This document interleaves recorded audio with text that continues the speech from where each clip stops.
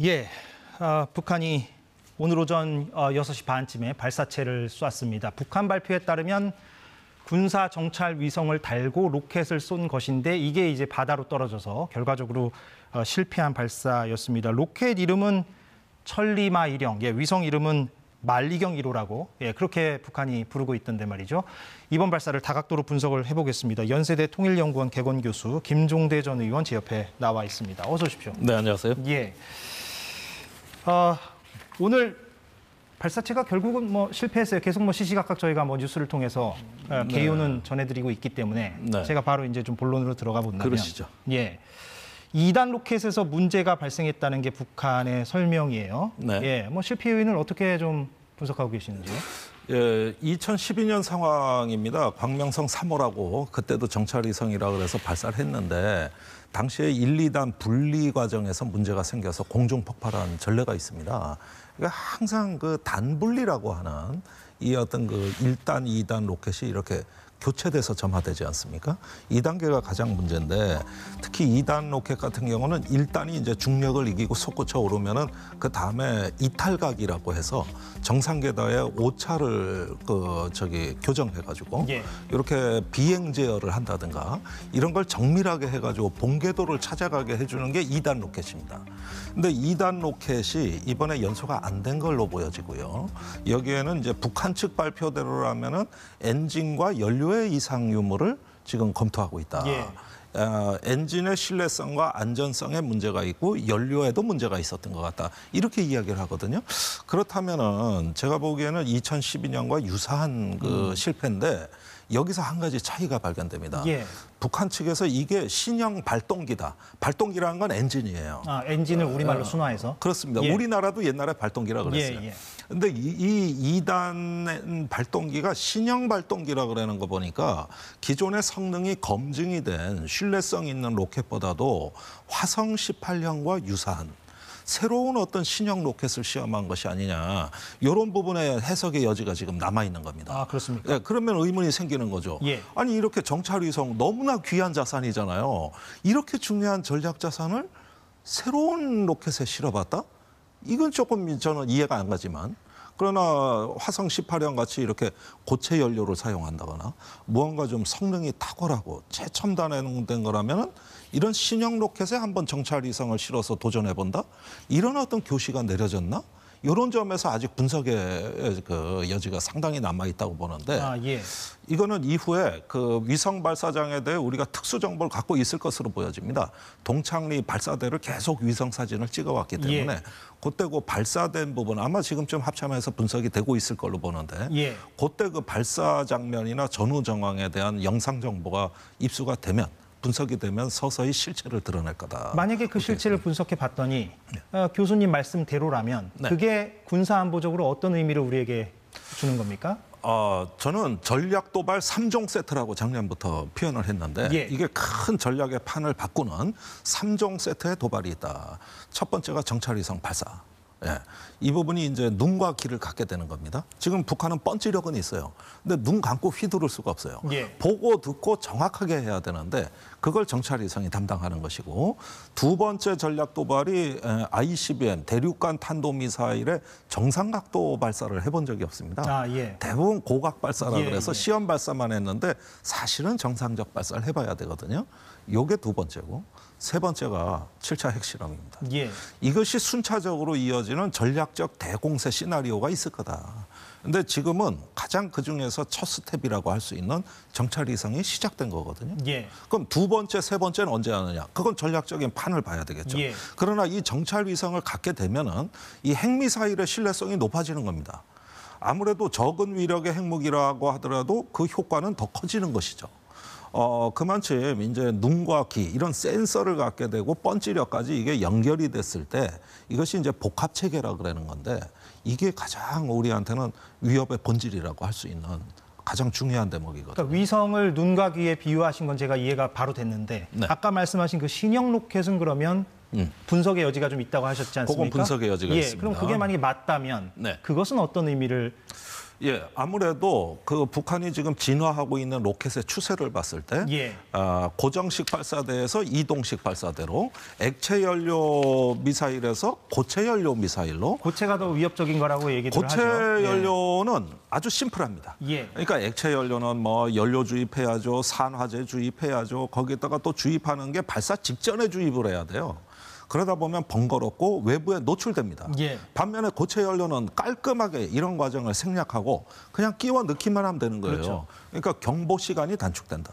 예, 이런 부분에다가 이제 그 엔진의 성능, 비행 제어, 그다음에 재진입 이런 부분들까지 고려했을 때 지금 북한의 로켓은 굉장히 가속이 붙어서 빠른 속도로 진화하고 있다. 그거를 이번에도 요거죠. 확인할 수도 있다. 만약에 그렇습니다. 그 아까 말씀하신 게 사실이라면. 그래서 오늘도 합참 발표 이 로켓의 종류가 뭔지를 아직까지 군 당국에서 발표를 못했어요. 예. 이게 도대체 무슨 로켓이냐? 그럼 조만간 뭐 발표가 될까요? 아니면 있을 국회 겁니다. 정보위를 통해서라도? 예, 계속 분석이 되고 예. 이건 한미가 또 같이 분석을 해야 될 사안인데 예. 북한에서는 신형 로켓이라는 거를 은연중에 강조한 거예요. 예. 그렇게 보면은 이게 위성도 중요하지만 그 위성을 운반하는 로켓은 미사일로도 전용될 수 있잖아요. 그렇죠. 그러니까 위성을 신형 로켓으로 발사했다 그러면은 이건 곧 새로운 미사일이 나온다 이 얘기예요. 나온다는 얘기죠. 예. 그렇습니다. 그러니까 예. 이게 다 같은 맥락으로 보실 필요가 있습니다. 예. 공교롭게도 우리는 얼마 전에 누리호 발사가 성공을 했는데 그렇습니다. 이번에 북한은 바다로 이렇게 빠지게 되어서 실패를 네, 하고 말았는데 북한 입장에서 뭐 신속하게 또 실패를 공식 발표하는 것도 이례적으로 좀 다가온 측면도 있는데 이건 뭐 이례적이라고 봐야 됩니까? 아니면은 뭐 이 정도는 북한도 이제는 예전과 달리 네. 할 수 있는 어떤 제스처라고 봐야 됩니까? 그러니까 오늘 조선중앙통신 보도에 따르면은 이 실패의 원인을 분석해서 조속히 새로운 로켓과 정찰 위성을 발사하겠다. 예, 또 쏜다는 이렇게, 거죠. 예, 또 예. 쏘겠다. 이렇게 예고를 해놓은 걸 봤을 때 예비 발사 로켓과 정찰 위성이 준비되지 않았는가. 그렇다면은 이런 실수를 인정하는데 큰 부담이 없다는 얘기가 또 되는 쏘면 것이고. 되니까. 예, 그렇습니다. 그리고 더 중요한 거는 저는 저런 태도, 즉 실패를 화끈하게 인정하는 이런 태도가 상당히 도전적으로 보여요.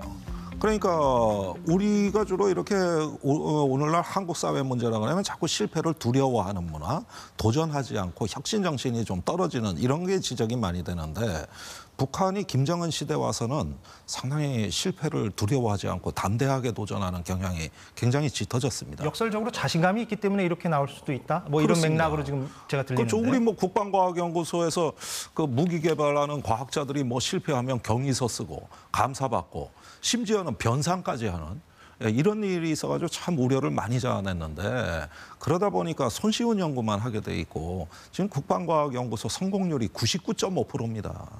이래가지고는 발전이 안 되는 거거든요. 오히려 담대한 도전이 없는 역설적인 수치다. 그렇죠. 예. 자꾸 실패를 해야 되는 거예요. 그런데 이스라엘은 30% 이상 못 넘고 60%면 기관장 쳐버립니다. 예. 예, 쉬운 연구만 했다 이 뜻이거든요. 알겠습니다.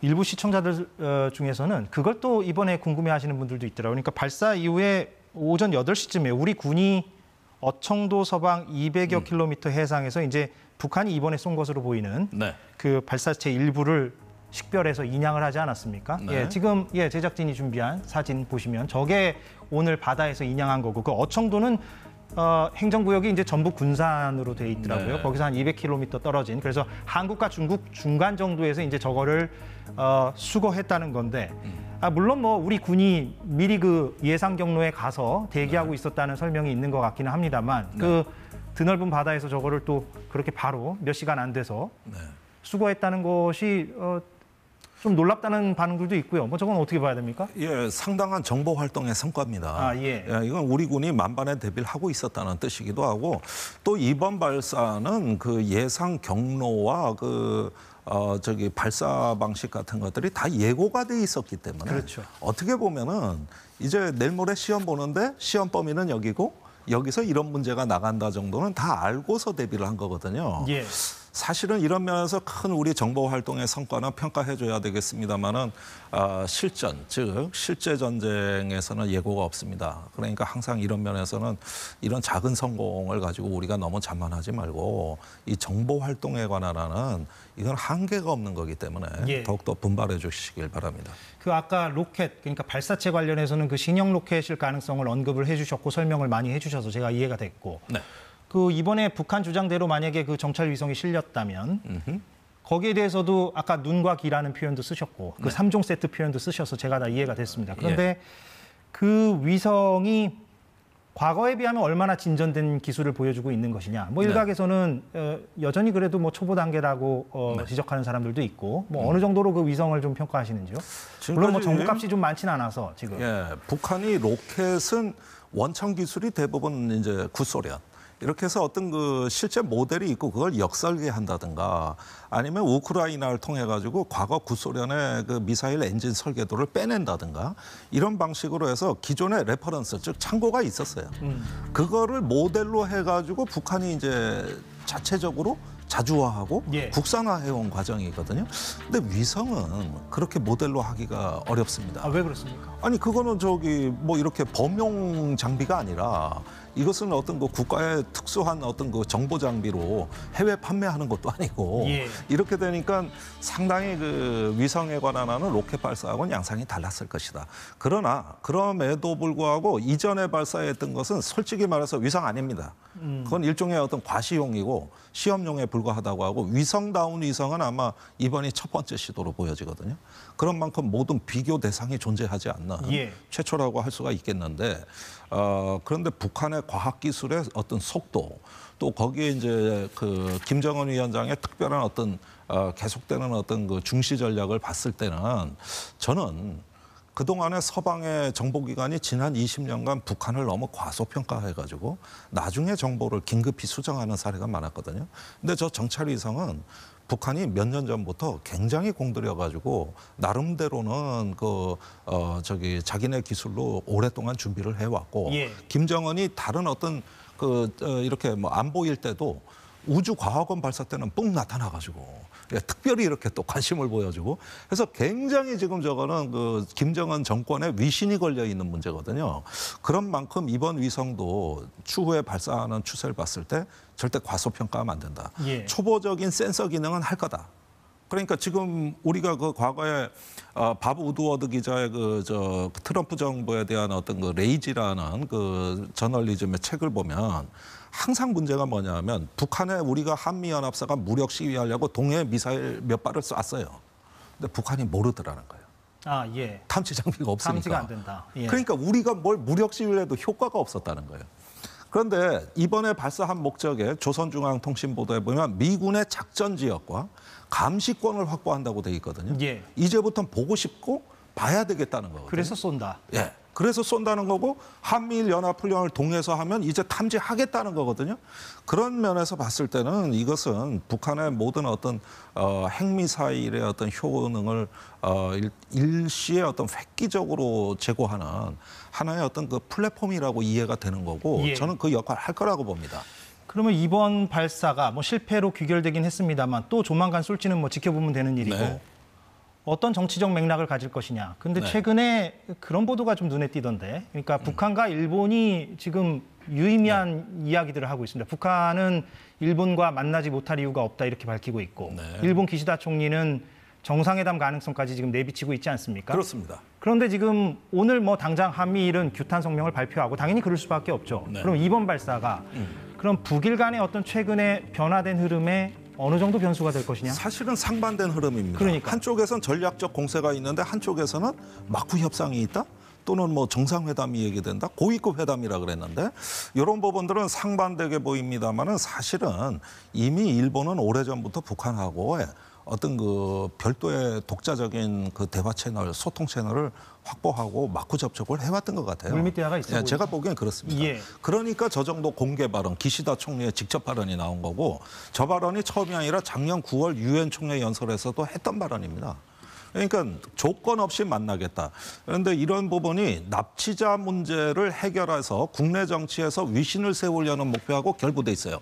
내가 북한을 만나서 납북자 문제를 단판을 짓고 이분들 유족들이 돌아가시기 전에 살아계신 동안에 해결해 보겠습니다. 단판 짓겠습니다. 이런 지지율 오르거든요. 그러니까 이런 목적에 비춰서 상당히 맥락적으로 북한하고 이야기가 되고 있고 북한이 또 화답을 했어요. 이틀 만에 만나지 못할 이유가 없다.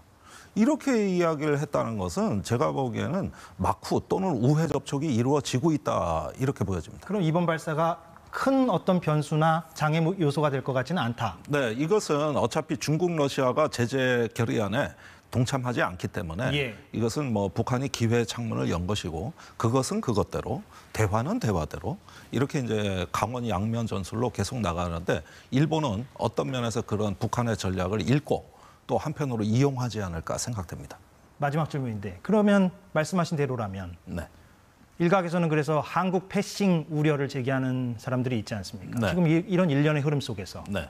여기에 대해서는 어떻게 생각하십니까? 상당히 우려됩니다. 지금 한중 관계는 단절돼 있는데 중국과 일본 관계는 꽤 긴밀하게 유지되고 있거든요. 바로 그것이 북한에 접근할 수 있는 배경을 형성한 겁니다.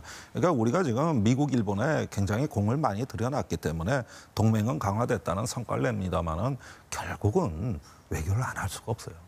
결국은 북한을 관리하기 위해서라도 중국에 접근을 해야 되는 거고 그런 면에서 균형 외교의 어떤 원칙과 기조 다시 한번 점검이 있었으면 하는 바람입니다. 예, 잘 들었습니다. 쏙쏙 이해가 잘 됐습니다. 네, 감사합니다. 예, 오늘 나와주셔서 고맙습니다. 감사합니다. 예, 김종대 전 의원이었습니다.